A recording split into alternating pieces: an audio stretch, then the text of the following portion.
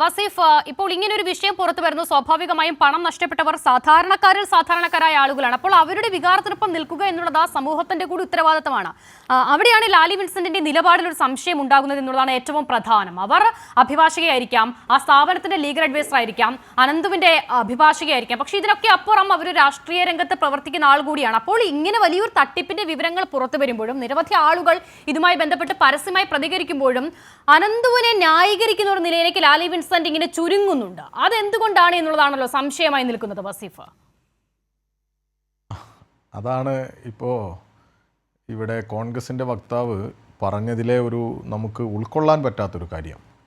കാരണം കോൺഗ്രസിനെ പോലെയുള്ള ഒരു പ്രധാനപ്പെട്ട രാഷ്ട്രീയ പ്രസ്ഥാനത്തിൻ്റെ ഉത്തരവാദിത്തപ്പെട്ട സ്ഥാനത്തിരിക്കുന്ന ഒരു അഭിഭാഷക, അവർ ഇപ്പോൾ രാജസിംഹനോട്, അശോക ഫ്ലാറ്റിൻ്റെ സെക്രട്ടറിയോട് പറഞ്ഞ കാര്യങ്ങൾ ഇപ്പോൾ അദ്ദേഹമാണ് ഇവിടെ പറഞ്ഞത്. ഞാൻ ആദ്യം എനിക്ക് കിട്ടിയ അവസരത്തിൽ ഞാൻ അങ്ങനെ ആ രീതിയിലേക്കൊന്നും പറഞ്ഞു പോയിട്ടില്ല. അദ്ദേഹം ഇവിടെ വളരെ കാര്യഗൗരവമുള്ള അവതരണമാണ് നടത്തിയത്. അദ്ദേഹത്തെ ഭീഷണിപ്പെടുത്തുകയും അവരുടെ ഈ ഫ്ലാറ്റുമായി ബന്ധപ്പെട്ടുള്ള ഇടപാടുകളിൽ അദ്ദേഹത്തെ ബന്ധപ്പെടുകയും അദ്ദേഹത്തോട് സംസാരിക്കുകയും ഒക്കെ ചെയ്യുന്നത് ഈ ലാലിയാണ്. അവരാണ് പരിചയപ്പെടുത്തുന്നത്, അവരാണ് വാഹനം അവിടെ തടയപ്പെട്ടപ്പോൾ ഇടപെടുന്നത്. ഒരു വക്കീലിന് അങ്ങനെയൊക്കെ രാജാവിനേക്കാൾ വലിയ രാജഭക്തി കാണിക്കേണ്ട ആവശ്യമുണ്ടോ? പ്രത്യേകിച്ച് ഇങ്ങനെ നാട്ടിലാകെ ആക്ഷേപം നിലനിൽക്കുന്ന സമയത്ത് 2000-ഓളം പരാതിയാണ് കണ്ണൂരിൽ മാത്രം വരുന്നത്. ഈ സാഹചര്യത്തിൽ തീർച്ചയായിട്ടും നമുക്ക് വലിയ സംശയം ഈ കാര്യത്തിൽ ഉണ്ടാകും. അത് കോൺഗ്രസ് പാർട്ടി ആ സംശയത്തിന് ദൂരീകരണം ഉണ്ടാക്കേണ്ടതാണ്. ഞാൻ തുടക്കത്തിൽ പറഞ്ഞു, ഫോട്ടോ എടുക്കുക എന്നുള്ളത് നമ്മൾ ഇപ്പോൾ ഈ പറയുന്ന പ്രത്യേകിച്ച് തട്ടിപ്പുകാരൊക്കെ ആണെങ്കിൽ ആരുടെ കൂടെയും ഫോട്ടോ എടുക്കാനും അതിനു വേണ്ടിയുള്ള ഇടപാടുകളും ചിലപ്പോൾ ഒരു സദസ്സിനിടയിൽ കയറി വരികയും ഒക്കെ ചെയ്ത് എന്ന് വരും. പക്ഷേ ഇതങ്ങനെയല്ല. ഒരു വളരെ ക്ലോസ് റിലേഷൻഷിപ്പ് ഇവർ തമ്മിലുണ്ട്, ഇവരുടെ എല്ലാ ഇടപാടുകളിലും അവർക്ക് പങ്കുണ്ട് എന്നുള്ള തരത്തിലുള്ള വെളിപ്പെടുത്തലാണ് ഇപ്പോൾ അഡ്വക്കേറ്റ് രാജസിംഹൻ, അദ്ദേഹം ഒരു വക്കീലാണല്ലോ, അങ്ങനെ വെറുതെ വന്ന് ഒരു ചാനലിൽ വന്ന് പറയേണ്ട ആവശ്യം അദ്ദേഹത്തിന് ഇല്ലല്ലോ. എത്ര ക്ലാരിറ്റിയോട് കൂടി അദ്ദേഹം ഓരോ വാചകങ്ങളും ഓർമ്മിച്ച് ഇവിടെ പറഞ്ഞത്.